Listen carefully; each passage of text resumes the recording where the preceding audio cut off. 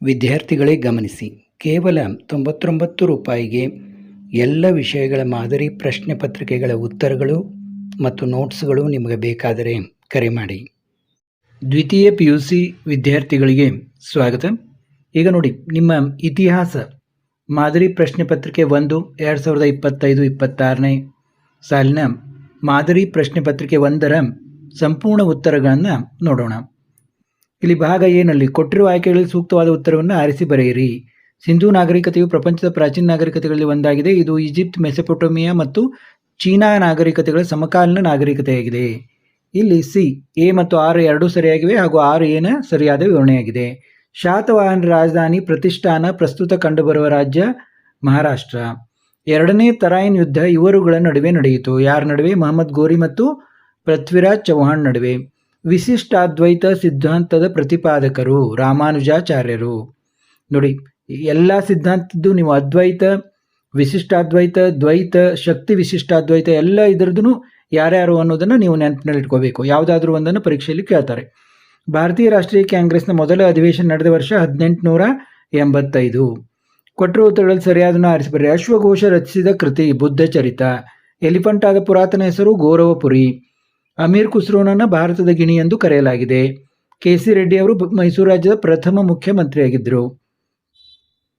ರಕ್ಷಿಸು ಕರ್ನಾಟಕ ದೇವಿ ಗೀತೆಯನ್ನು ರಚಿಸಿದವರು ಶಾಂತಕವಿ. ಇನ್ನು ಕೆಳಗಿನವುಗಳನ್ನು ಹೊಂದಿಸಿ ಬರೆಯಿರಿ. ನೋಡಿ, ಇಲ್ಲಿ ಮುಂದೆ ಹೊಂದಿಸಿ ಕೊಟ್ಟಿದ್ದಾರೆ. ವೇಮಾ ಕ್ಯಾಟ್ರೈಸಿಸ್ ಕುಶಾನರ ಅರಸ. ರಾಜಾ ತೋದರ್ಮಲ್ ಕಂದಾಯ ಮಂತ್ರಿ. ಎರಡನೇ ಇಬ್ರಾಹಿಂ ಆದಿಲ್ ಶಾ ಜಗದ್ಗುರು ಬಾದ್ಶಾ ಅಂತ ಅವನಿಗೆ ಇದಿತ್ತು. ಗುರು ನಾನಕ್ ಸಿಖ್ ಧರ್ಮ ಸ್ಥಾಪಕ. ಆಲೂರು ವೆಂಕಟರಾವ್ ಕರ್ನಾಟಕ ಗತವೈಭವ. ಇನ್ನು ಕೆಳಗಿನ ಪ್ರಶ್ನೆಗಳಿಗೆ ಪ್ರತಿಯೊಂದಕ್ಕೂ ಒಂದು ಪದ ಅಥವಾ ಒಂದು ವಾಕ್ಯದಲ್ಲಿ ಉತ್ತರಿಸಿ ಎಂದಿದ್ದಾರೆ.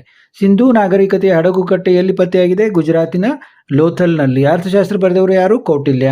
ಕಬೀರರು ರಚಿಸಿದ ಭಕ್ತಿಗೀತೆಗಳು ಯಾವ ಪ್ರಕಾರದಲ್ಲಿವೆ? ದೋಹೆ ಪ್ರಕಾರದಲ್ಲಿದೆ. ಡಚ್ ಈಸ್ಟ್ ಇಂಡಿಯಾ ಕಂಪನಿ ಯಾವ ವರ್ಷ ಸ್ಥಾಪನೆಯಾಯಿತು? 1602ರಲ್ಲಿ. ಸೋರಿಕೆ ಸಿದ್ಧಾಂತ ಪ್ರತಿಪಾದಿಸಿದವರು ಯಾರು? ದಾದಾಬಾಯಿ ನವರೋಜಿ. ಇನ್ನು ಕೆಳಗಿನ ಯಾವುದಾದ್ರೂ 8 ಪ್ರಶ್ನೆಗಳಿಗೆ ಪ್ರತಿಯೊಂದಕ್ಕೂ 2 ಪದ ಅಥವಾ 2 ವಾಕ್ಯಗಳಲ್ಲಿ ಉತ್ತರಿಸಿ. ನೋಡಿ, ಭಾರತದ 2 ಇತರೆ ಹೆಸರುಗಳನ್ನು ತಿಳಿಸಿ. ನೋಡಿ, ಭರತವರ್ಷ, ಭರತಖಂಡ, ಜಂಬೂದ್ವೀಪ, ಇಂಡಿಯಾ, ಹೀಗೆಲ್ಲ ಹೆಸರುಗಳಿವೆ. ಭಾರತದಲ್ಲಿ ಉದಯಿಸಿರುವ ಯಾವುದಾದ್ರೂ 2 ಪ್ರಮುಖ ಧರ್ಮಗಳನ್ನು ಹೆಸರಿಸಿ. ಹಿಂದೂ, ಜೈನ, ಬೌದ್ಧ, ಸಿಖ್. ನೋಡಿ, ಇಲ್ಲಿ ನಿಮಗೆ ನೆನಪುಳಿಲಿ ಅಂತ ಹೆಚ್ಚಿಗೆ ಕೊಡಲಾಗಿದೆ. ನೀವು ಯಾವುದಾದ್ರೂ 2 ಹೇಳಿದ್ರೆ ಸಾಕು. ಪ್ಯಾಲಿಯೋಲಿಥಿಕ್ ಪದದ ಅರ್ಥವೇನು? ಪ್ಯಾಲಿಯೋ ಎಂದರೆ ಹಳೆಯ, ಲಿಥಿಕ್ ಎಂದರೆ ಶಿಲೆ, ಹಳೆಯ ಶಿಲಾಯುಗ. ನೋಡಿ, ಈ ಏನು ಪ್ಯಾಲಿಯೋಲಿಥಿಕ್, ಮೀಸೋಲಿಥಿಕ್ ಇವೇನು ಇದಾವಲ್ಲ, ಎಲ್ಲವನ್ನ ನೀವು ನೆನಪಿನಲ್ಲಿಡಬೇಕು. ಯಾವುದಾದ್ರೂ ಒಂದನ್ನು ಕೇಳ್ತಾರೆ. ಸಿಂಧೂ ನಾಗರಿಕತೆಯ ಶವ ಸಂಸ್ಕಾರ ಪದ್ಧತಿಗಳನ್ನು ತಿಳಿಸಿ. ಹೂಳುವುದು, ದಹನ ಮಾಡುವುದು. ಗೊಮ್ಮಟೇಶ್ವರ ವಿಗ್ರಹವನ್ನು ಪ್ರತಿಷ್ಠಾಪಿಸಿದವರು ಯಾರು ಮತ್ತು ಎಲ್ಲಿ? ಚಾಮುಂಡರಾಯ ಶ್ರವಣಬೆಳಗೊಳದಲ್ಲಿ ಪ್ರತಿಷ್ಠಾಪಿಸಿದ್ದಾರೆ. ಇನ್ನು ವಿಷ್ಣುವರ್ಧನನ ಯಾವುದಾದ್ರೂ 2 ಬಿರುದುಗಳನ್ನು ತಿಳಿಸಿ. ನೋಡಿ, ತಲಕಾಡುಗೊಂಡ, ಕಂಚಿಗೊಂಡ, ಮಹಾಮಂಡಲೇಶ್ವರ. ಯಾವುದಾದ್ರೂ 2 ಬರೆದ್ರೆ ಸಾಕು. ಇಂಡೋ ಇಸ್ಲಾಮಿಕ್ ಶೈಲಿ ಯಾವುದಾದ್ರೂ 2 ಲಕ್ಷಣಗಳನ್ನು ತಿಳಿಸಿ. ಮಿನಾರ್, ಕಮಾನುಗಳು, ಗುಮ್ಮಟಗಳು, ಹಜಾರ್ಗಳು, ಬೃಹತ್ ಹೆಬ್ಬಾಗಿಲುಗಳು. ತಾಜ್ ಮಹಲ್ ಕಟ್ಟಿಸಿದವರು ಯಾರು ಮತ್ತು ಅದು ಎಲ್ಲಿದೆ? ಶಹಜಹಾನ್, ಆಗ್ರಾದಲ್ಲಿದೆ. ಶಂಕರಾಚಾರ್ಯರನ್ನು ಷಣ್ಮತ ಸ್ಥಾಪನಾಚಾರ್ಯ ಎಂದು ಕರೆಯಲು ಕಾರಣವೇನು? ಶಂಕರಾಚಾರ್ಯರು ಶಿವ, ವಿಷ್ಣು, ಸೂರ್ಯ, ಗಣೇಶ, ಕುಮಾರ ಮತ್ತು ಶಕ್ತಿ ದೇವರುಗಳ ಪೂಜೆಗೆ ಪ್ರಾಮುಖ್ಯತೆ ನೀಡಿ ವಿವಿಧ ಪಂಥಗಳನ್ನು ಒಗ್ಗೂಡಿಸಲು ಪ್ರಯತ್ನಿಸಿದರು. ಆದ್ದರಿಂದ ಷಣ್ಮತ ಸ್ಥಾಪನಾಚಾರ್ಯ ಎಂದು ಕರೆಯಲಾಗಿದೆ. ಅನುಭವ ಮಂಟಪವನ್ನು ಸ್ಥಾಪಿಸಿದವರು ಯಾರು ಮತ್ತು ಎಲ್ಲಿ? ಬಸವೇಶ್ವರರು, ಕಲ್ಯಾಣದಲ್ಲಿ. ಕಪ್ಪು ಕೋಣೆ ದುರಂತ ಎಂದರೇನು? ಸಿರಾಜುದ್ದೌಲನು ಕಲ್ಕತ್ತಾ ಆಕ್ರಮಣದ ವೇಳೆ 146 ಇಂಗ್ಲಿಷರನ್ನು ಬಂಧಿಸಿ 15-18 ಅಡಿಗಳ ವಿಸ್ತಾರದ ಕೋಣೆಯಲ್ಲಿ ಕೂಡಿಟ್ಟಿದ್ದನು. ಅದರಲ್ಲಿ 123 ಜನ ಉಸಿರುಗಟ್ಟಿ ಮರಣ ಹೊಂದಿದರು. ಇದನ್ನೇ ಕಪ್ಪು ಕೋಣೆ ದುರಂತ ಎನ್ನಲಾಗಿದೆ. ಭಾರತದ ಸ್ವಾತಂತ್ರ್ಯ ಸಮರದ ವಿಫಲತೆಗೆ ಯಾವುದಾದ್ರೂ 2 ಕಾರಣಗಳನ್ನು ಬರೆಯಿರಿ. ಇದು ರಾಷ್ಟ್ರೀಯ ಲಕ್ಷಣಗಳನ್ನು ಹೊಂದಿರಲಿಲ್ಲ, ದಂಗೆಕೋರರಲ್ಲಿ ಸಮಾನ ಉದ್ದೇಶವಿರಲಿಲ್ಲ, ಸರಿಯಾದ ನಾಯಕತ್ವ ಶಸ್ತ್ರಾಸ್ತ್ರಗಳಿರಲಿಲ್ಲ, ಸುಶಿಕ್ಷಿತ ಭಾರತೀಯರು ದಂಗೆಯನ್ನು ಬೆಂಬಲಿಸಲಿಲ್ಲ. ಇನ್ನು ರೈತವಾರಿ ಪದ್ಧತಿ ಅಂದರೆ ಏನು? ಬ್ರಿಟಿಷ್ ಈಸ್ಟ್ ಇಂಡಿಯಾ ಕಂಪನಿಯು ನಿಗದಿತ 50% ಕಂದಾಯ ನಿಯಮಿತವಾಗಿ ಕೊಡುವ ಷರತ್ತಿನ ಮೇಲೆ ರೈತರೊಂದಿಗೆ ನೇರ ಒಪ್ಪಂದ ಮಾಡಿಕೊಂಡು ಭೂ ಮಾಲೀಕತ್ವವನ್ನು ರೈತರಿಗೆ ನೀಡುವ ಪದ್ಧತಿಯೇ ರೈತವಾರಿ ಪದ್ಧತಿ. ಇನ್ನು ಭಾಗ ಸಿ ಯಲ್ಲಿ ನೋಡಿ, ಕೆಳಗಿನ ಯಾವುದಾದ್ರೂ 2 ಪ್ರಶ್ನೆಗಳಿಗೆ 15-20 ವಾಕ್ಯಗಳಲ್ಲಿ ಉತ್ತರಿಸಿ. ನೋಡಿ, ಒಂದೊಂದು ಪ್ರಶ್ನೆಗೆ ಹೇಳಿ 5 ಅಂಕ.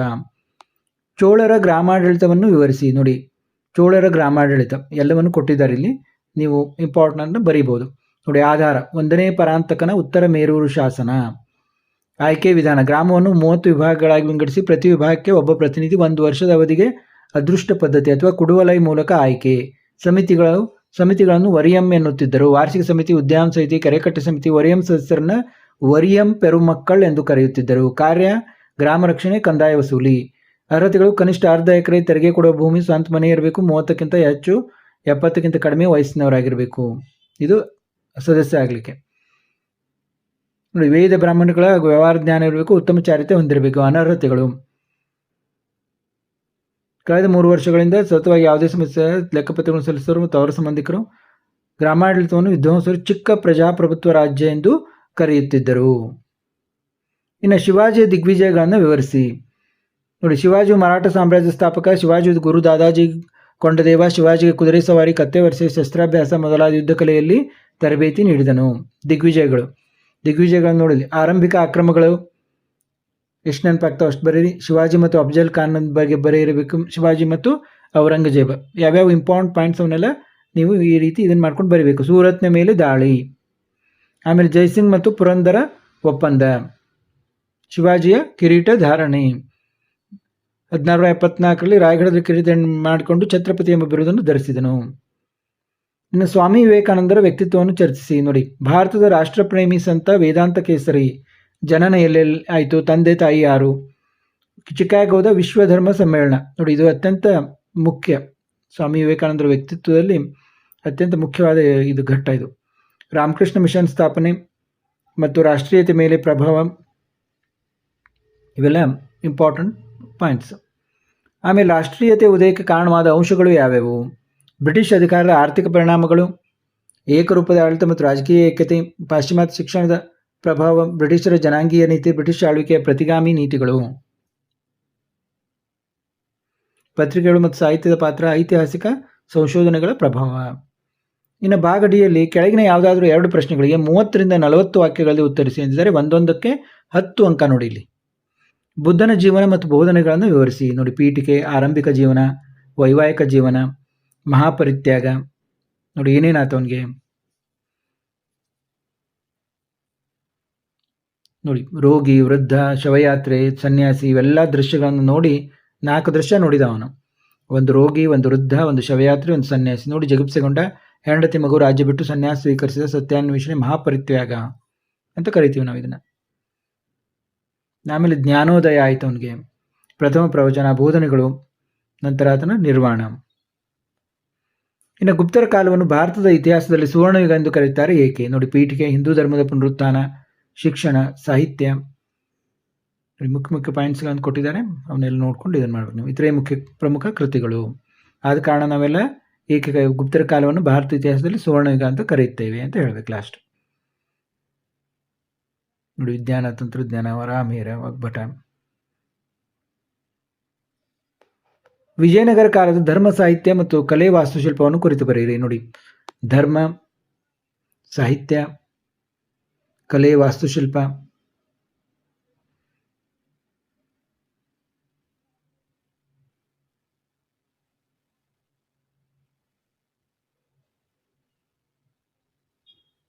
ನೋಡಿ, ಕಲೆ, ವಾಸ್ತುಶಿಲ್ಪದ ಬಗ್ಗೆ ಕೂಡ ಬರೀಬೇಕು. ಇಲ್ಲಿ ಅವರು ಇದು ಮಾಡಿದ್ದಾರೆ. ಇಲ್ಲಿದೆ ನೋಡಿ, ಕಲೆ ಮತ್ತು ವಾಸ್ತುಶಿಲ್ಪ, ವಿಜಯನಗರ ವಾಸ್ತುಶಿಲ್ಪ ಶೈಲಿ. ಇದನ್ನು ಇಂಪಾರ್ಟೆಂಟ್ ಬರೀಬೇಕು.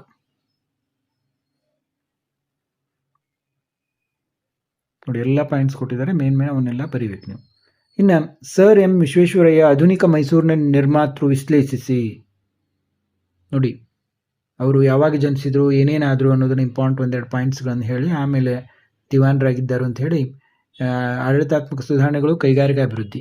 ಮುಖ್ಯವಾಗಿ ಅವರು ಏನೇನು ಆಧುನಿಕ ಮೈಸೂರಿನ ನಿರ್ಮಾತೃ ಅನ್ನಲಿಕ್ಕೆ ಮುಖ್ಯವಾಗಿ ಅವರು ಏನೇನು ಸ್ಥಾಪಿಸಿದರು, ಏನೇನು ಸುಧಾರಣೆಗಳನ್ನು ಮಾಡಿದರು, ಇವನ್ನೆಲ್ಲ ನೀವು ಓದ್ಕೊಂಡು ನಿಮಗೆ ಎಷ್ಟೆಷ್ಟು ನೆನಪಾಗ್ತದೆ ಅವನ್ನ ಬಿಡದೆ ಬರೀಬೇಕು. ಆಮೇಲೆ ಕೃತಿಗಳ ಬಗ್ಗೆ. ಇನ್ನು ಕೆಳಗಿನ ಘಟನೆಗಳನ್ನು ಕಾಲಾನುಕ್ರಮದಲ್ಲಿ ಬರೆಯಿರಿ. ಭಾಗ ಎ. ನೋಡಿ, ಮೊದಲ ಪಾಣಿಪಟ್ ಕದನ, ಭಾರತಕ್ಕೆ ಆರ್ಯರ ಆಗಮನ, ಮೈಸೂರು ರಾಜ್ಯ, ಕರ್ನಾಟಕ ಬ್ರಹ್ಮ ಸಮಾಜ ಸ್ಥಾಪನೆ. ನೋಡಿ, ಮೊದಲು ಯಾವುದು, ಭಾರತಕ್ಕೆ ಆರ್ಯರ ಆಗಮನ, ಆಮೇಲೆ ಮೊದಲ ಪಾಣಿಪಟ್ ಗಮನ, ಬ್ರಹ್ಮ ಸಮಾಜದ ಸ್ಥಾಪನೆ, ಮೈಸೂರು ರಾಜ್ಯಕ್ಕೆ ನಾಮಕರಣ ಮಾಡಿದ್ದು. ನೋಡಿ, ಈ ರೀತಿ ನೋಡಿ, ಇದು ಪೂರ್ವದಲ್ಲಿ ಇವೆಲ್ಲ ಸಾಲಿ ಅಂಶಕ್ಕೆ 1556, 1828, 1973. ಇನ್ನು ನಿಮಗೆ ಒದಗಿಸಿರುವ ಭಾರತ ಭೂಪಟದಲ್ಲಿ ಕೆಳಗಿನ ಐತಿಹಾಸಿಕ ಸ್ಥಳಗಳನ್ನು ಗುರುತಿಸಿ ಪ್ರತಿಯೊಂದು ಸ್ಥಳಗಳ ಬಗ್ಗೆ ವಿವರಣೆ ಬರೆಯಿರಿ. ನೋಡಿ, ಇವನ್ನೆಲ್ಲ ಗುರುತಿಸಿ ಅದರ ಬಗ್ಗೆ ನೀವು ವಿವರಣೆಯನ್ನು ಬರೀಬೇಕು. ಇಲ್ಲೊಂದು ದೃಷ್ಟಿ ವಿಕಲಚೇತನ ವಿದ್ಯಾರ್ಥಿಗಳು ಮತ್ತೊಂದಿರ್ತದೆ. ನೋಡಿ ಐತಿಹಾಸಿಕ ವಿವರಣೆ ಕೊಟ್ಟಿದ್ದಾರೆ ನೋಡ್ರಿ. ಪಾಟ್ಲಿಪುತ್ರ, ಬಾದಾಮಿ, ಆಗ್ರಾ, ಬಾಂಬೆ ಏನೇನು ವಿವರಣೆ ಅನ್ನೋದು ಕೊಟ್ಟಿದ್ದಾರೆ. ಜಲಿಯನ್ ವಾಲಾಬಾಗ್ ಈ ರೀತಿ ಗುರುತನ್ನು ಮಾಡಬೇಕು ನೋಡಿ. ಪಾಟ್ಲಿಪುತ್ರ ಎಲ್ಲಿ ಬರ್ತದೆ, ಬಾದಾಮಿ ಎಲ್ಲಿ ಬಂತು, ಬಾಂಬೆ, ಆಗ್ರಾ, ಜಲಿಯನ್ ವಾಲಾಬಾಗ್. ಈಗ ನಿಮ್ಮ ಇತಿಹಾಸದ ಮಾದರಿ ಪ್ರಶ್ನೆ ಪತ್ರಿಕೆ 2025-26 ಮಾದರಿ ಪ್ರಶ್ನೆ ಪತ್ರಿಕೆ 2 ಇದರ ಸಂಪೂರ್ಣ ಲಿಖಿತ ರೂಪದ ಉತ್ತರಗಳನ್ನು ನೋಡೋಣ. ನೀಡಿರುವ ಆಯ್ಕೆಗಳಲ್ಲಿ ಸೂಕ್ತವಾದ ಉತ್ತರವನ್ನು ಆರಿಸಿರಿ ನೋಡಿ. ಮೊಹೆಂಜೋದಾರೋ ಪದದ ಅರ್ಥ ಮಡಿದವರ ದಿಬ್ಬ. ರಾಷ್ಟ್ರಕೂಟ ಸಾಮ್ರಾಜ್ಯವು ವಿಶ್ವದ 4 ಶ್ರೇಷ್ಠ ಸಾಮ್ರಾಜ್ಯಗಳಲ್ಲಿ ಒಂದಾಗಿದೆ ಎಂದು ಹೇಳಿದ ಅರಬ್ ಪ್ರವಾಸಿಗ ಸುಲೈಮಾನ್. ಬಂದೋಬಸ್ತ್ ವ್ಯವಸ್ಥೆಯನ್ನು ಜಾರಿಗೊಳಿಸಿದವರು ರಾಜಾ ತೋದರ್ಮಲ್. ಇಲ್ಲಿ ಸರಿಯಾದ ಜೋಡಿಯನ್ನು ಗುರುತಿಸಿ ಅಂತ ಕೊಟ್ಟಿದ್ದಾರೆ. ಇಲ್ಲಿ ಸರಿಯಾದ ಜೋಡಿ ಯಾವ್ಯಾವುದು ನೋಡಿ. ಶಂಕರಾಚಾರ್ಯ ಶಾರದಾ ಮಠ ಸರಿಯಾಗಿದೆ, ಮಧ್ವಾಚಾರ್ಯ ಸೋದೆ ಮಠ ಸರಿಯಾಗಿದೆ, ರಾಮಾನುಜಾಚಾರ್ಯ ಶ್ರೀರಂಗ ಮಠ ಸರಿಯಾಗಿದೆ. ಇದೊಂದೇ 4ನೇದ್ದು ತಪ್ಪಾಗಿದೆ. ಆದ ಕಾರಣ ಸಿ ಇದು ಸರಿಯಾದ ಉತ್ತರ. ಸಮುದ್ರ ಮಾರ್ಗದ ಮೂಲಕ ಭಾರತವನ್ನು ಪ್ರವೇಶಿಸಿದ ಯುರೋಪಿಯನ್ನರಲ್ಲಿ ಮೊದಲಿಗರು ಪೋರ್ಚುಗೀಸರು. ನೀಡಿರುವ ಸೂಕ್ತ ಉತ್ತರಗಳೊಂದಿಗೆ ಖಾಲಿ ಜಾಗಗಳನ್ನು ಭರ್ತಿ ಮಾಡಿ. ಸ್ವಸ್ತಿಕ್ ಜೈನ ಧರ್ಮದ ಚಿಹ್ನೆ. ಅಲ್ಬೆರೂನಿಯ ಪ್ರಸಿದ್ಧ ಕೃತಿ ಕಿತಾಬ್ ಉಲ್ ಹಿಂದ್. ಅನುಭವ ಮಂಟಪದ ಅಧ್ಯಕ್ಷತೆ ವಹಿಸುತ್ತಿದ್ದವರು ಅಲ್ಲಮ ಪ್ರಭು. ಭಾರತದಲ್ಲಿ ಬ್ರಿಟಿಷರ ಮೊದಲ ರಾಜಧಾನಿ ಕಲ್ಕತ್ತಾ. ರಾಜಾರಾಮ್ ಮೋಹನ್ ರಾಯ್ ಅವರು ಪ್ರಾರಂಭಿಸಿದ ಬಂಗಾಳಿ ಪತ್ರಿಕೆ ಸಂವಾದ್ ಕೌಮುದಿ. ಇನ್ನು ಕೆಳಗಿನವುಗಳನ್ನು ಹೊಂದಿಸಿ. ಕಾಕುತ್ಸವರ್ಮ ಕರ್ನಾಟಕ ಏಕೀಕರಣ ಸಮಿತಿ ನೋಡಿ. ಕೆಳಗಿನವುಗಳನ್ನು ಹೊಂದಿಸಿ ಬರೆಯಿರಿ ಎಂದರೆ ಕಾಕುತ್ಸವರ್ಮ ಹಲ್ಮಿಡಿ ಶಾಸನ. ಕೌಟಿಲ್ಯ ಬಿ. ಕೌಟಿಲ್ಯ ಅರ್ಥಶಾಸ್ತ್ರ. ಚಿಕ್ಕದೇವರಾಜ ಒಡೆಯರ್ ನವಕೋಟಿ ನಾರಾಯಣ.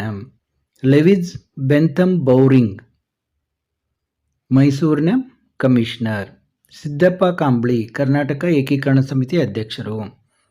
ಇನ್ನು ಕೆಳಗಿನ ಪ್ರಶ್ನೆಗಳಿಗೆ ಒಂದು ಪದ ಅಥವಾ ವಾಕ್ಯದಲ್ಲಿ ಉತ್ತರಿಸಿರಿ. ಸಿಂಧೂ ನಾಗರಿಕತೆಯ ವಿಶಿಷ್ಟ ಲಕ್ಷಣ ಯಾವುದು? ನಗರ ಯೋಜನೆ. ಕುಡುವಲಯ ಎಂದರೇನು? ಚೋಳರ ಗ್ರಾಮಾಡಳಿತದ ಪ್ರತಿನಿಧಿಗಳನ್ನು ಆಯ್ಕೆ ಮಾಡುವ ಪದ್ಧತಿ, ಅದೃಷ್ಟ ಪದ್ಧತಿ. ಬೀದರ್ನಲ್ಲಿ ಮದರಸವನ್ನು ಯಾರು ನಿರ್ಮಿಸಿದರು? ಮೊಹಮ್ಮದ್ ಗವಾನ್ 1472ರಲ್ಲಿ. ದ್ವೈತ ಪದದ ಅರ್ಥವೇನು? 2 ಎಂದರ್ಥ.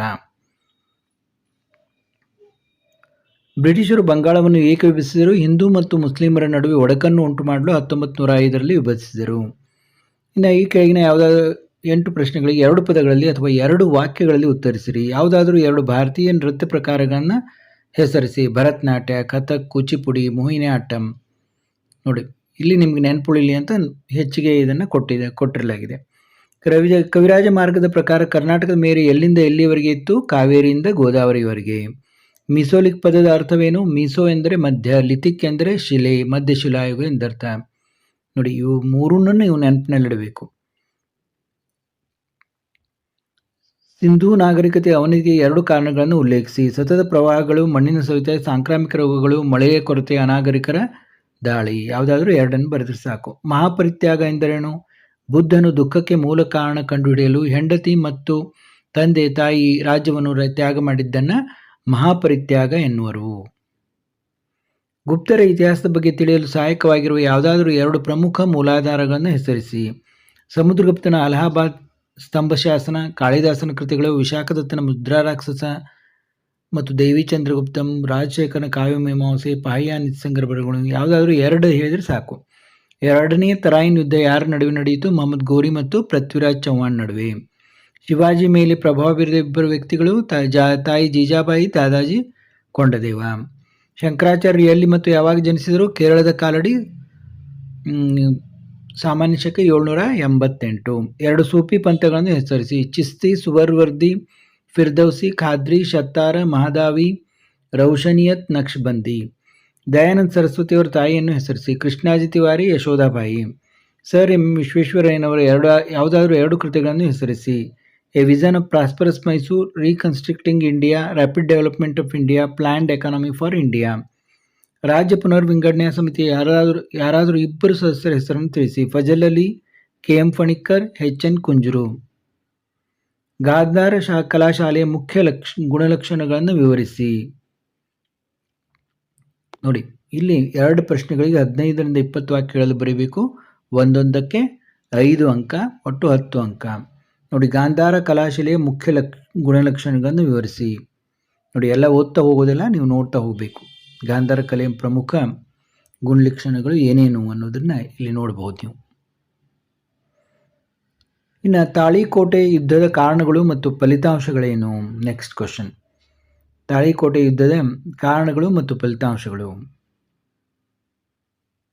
ಯುದ್ಧಕ್ಕೆ ಕಾರಣ ಮತ್ತು ಫಲಿತಾಂಶ. ಇನ್ನು ಬ್ರಿಟಿಷರೊಂದಿಗೆ ಟಿಪ್ಪು ಸುಲ್ತಾನ್ ಹೋರಾಟವನ್ನು ಚರ್ಚಿಸಿ. ಮೈಸೂರಿನ ಹುಲಿ ಟಿಪ್ಪು ಸುಲ್ತಾನ್ ಮತ್ತು ಬ್ರಿಟಿಷರ ನಡುವಿನ ಹೋರಾಟಗಳನ್ನು ಆಂಗ್ಲೋ ಮೈಸೂರು ಯುದ್ಧಗಳೆಂದು ಕರೆಯಲಾಗಿದೆ. ನೋಡಿ, 2ನೇ ಆಂಗ್ಲೋ ಮೈಸೂರು ಯುದ್ಧ, 3ನೇ ಆಂಗ್ಲೋ ಮೈಸೂರು ಯುದ್ಧ, ಅಂದರೆ ಇವು ಟಿಪ್ಪು ಮತ್ತು ಇವರ ನಡುವೆ ಆದಂಥ ಯುದ್ಧಗಳು. ಶ್ರೀರಂಗಪಟ್ಟಣ ಒಪ್ಪಂದದ ಷರತ್ತುಗಳು, 4ನೇ ಆಂಗ್ಲೋ ಮೈಸೂರು ಯುದ್ಧ, ಯುದ್ಧದ ಗತಿ ಮತ್ತು ಪರಿಣಾಮ. ಭಾರತೀಯ ಶಿಕ್ಷಣದ ಮೇಲೆ ಬ್ರಿಟಿಷ್ ಆಳ್ವಿಕೆಯ ಪ್ರಭಾವದ ಬಗ್ಗೆ ಬರೆಯಿರಿ. ನೋಡಿ, ಇದರಲ್ಲಿ ಮುಖ್ಯ ಏನೇನು? ಚಾರ್ಟರ್ ಕಾಯ್ದೆ, ಮೆಕಾಲಿಯ ವರದಿ, ಇವೆಲ್ಲ ಮುಖ್ಯವಾದದ್ದು. ಚಾರ್ಲ್ಸ್ ವುಡ್ ವರದಿ.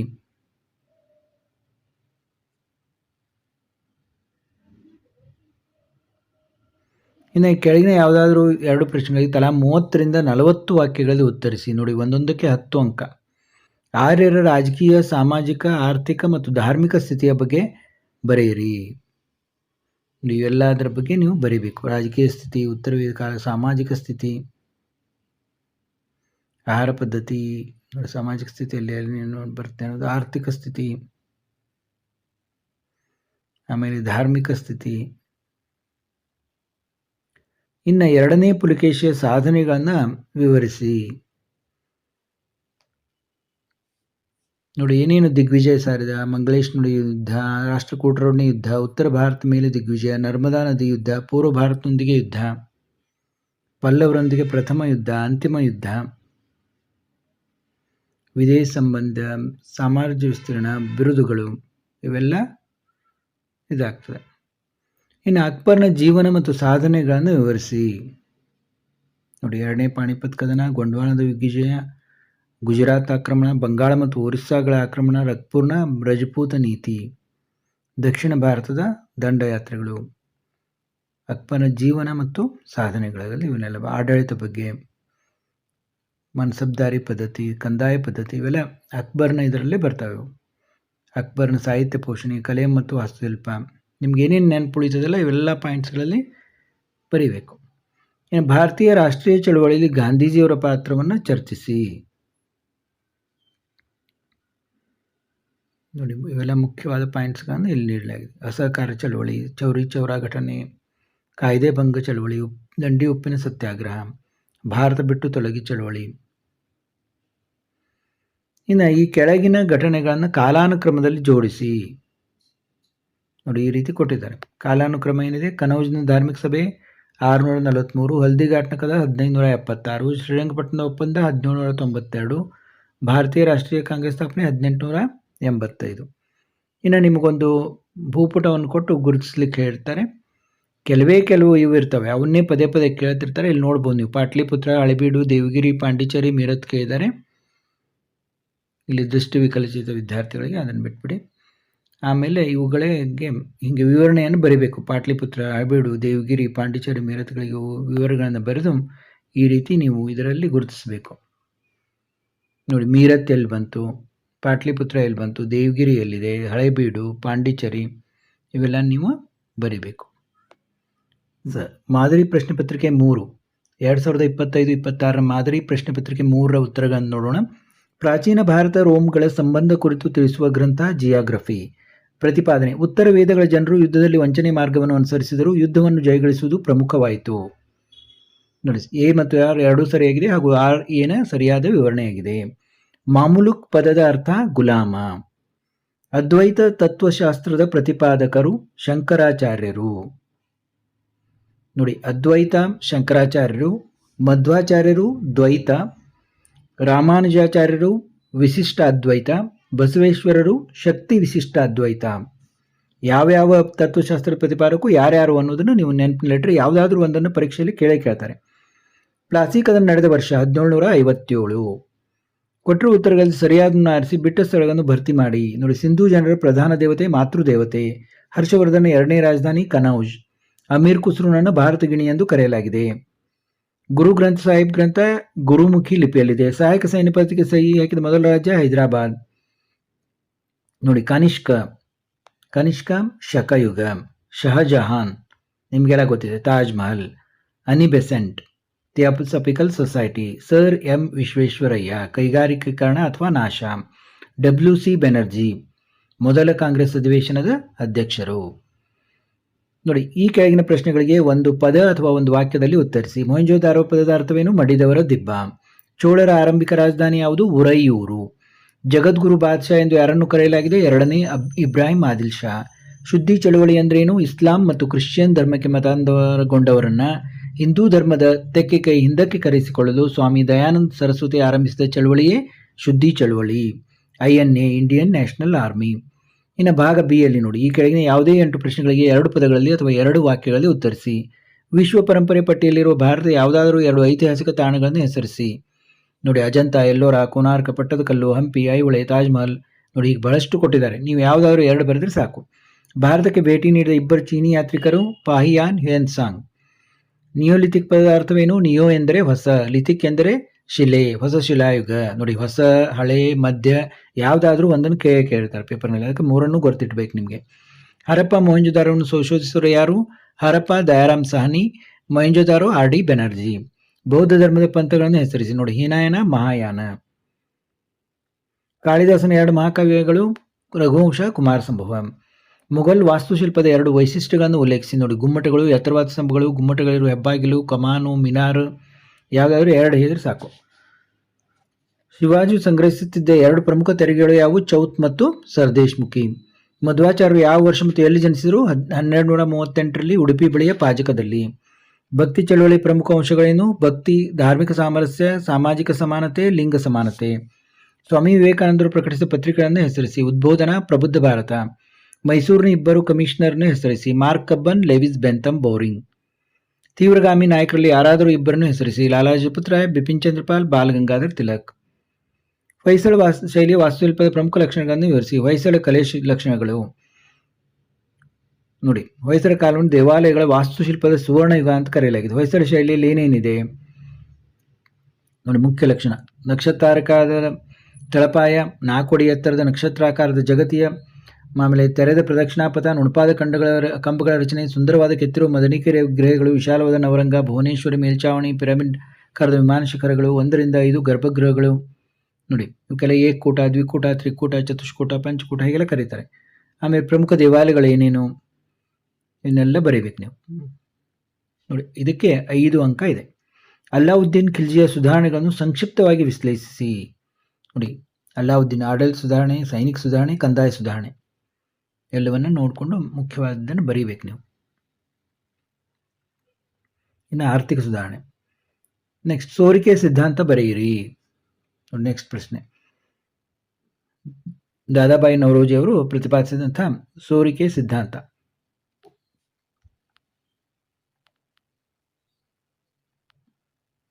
ನೋಡಿ, ಭಾರತ ಸಂಪತ್ತು ಮತ್ತು ಸಂಪನ್ಮೂಲಗಳು ಯಾವುದೇ ಆರ್ಥಿಕ ಮತ್ತು ವಸ್ತು ರೂಪದ ಸಮಾನ ಆದಾಯ ಅಥವಾ ಲಾಭವಿಲ್ಲದೆ ಇಂಗ್ಲೆಂಡಿಗೆ ನಿರಂತರವಾಗಿ ಹರಿದು ಹೋಗಿದ್ದನ್ನು ಸಂಪತ್ತಿನ ಸೋರಿಕೆ ಎಂದು ಕರೆಯಲಾಗಿದೆ. ಮೊಟ್ಟ ಮೊದಲು ಇದನ್ನು ಪ್ರತಿಪಾದಿಸಿದವರು Dadabhai Naoroji. Property and un British rule in India ಅಂತ ಅನ್ನೋದು ಇದರ ಕೃತಿಯಲ್ಲಿ ಹೇಳಿದ್ದಾರೆ ಅವರು.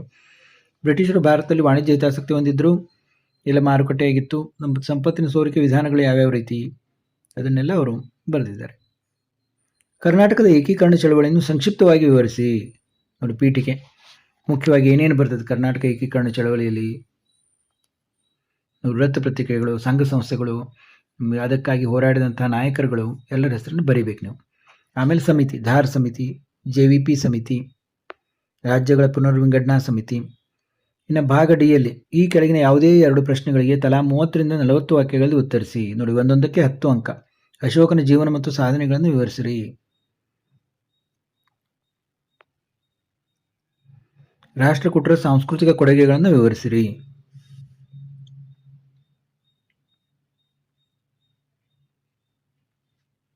ಎಲ್ಲವನ್ನು ನೋಡ್ತಾ ಹೋಗಿ.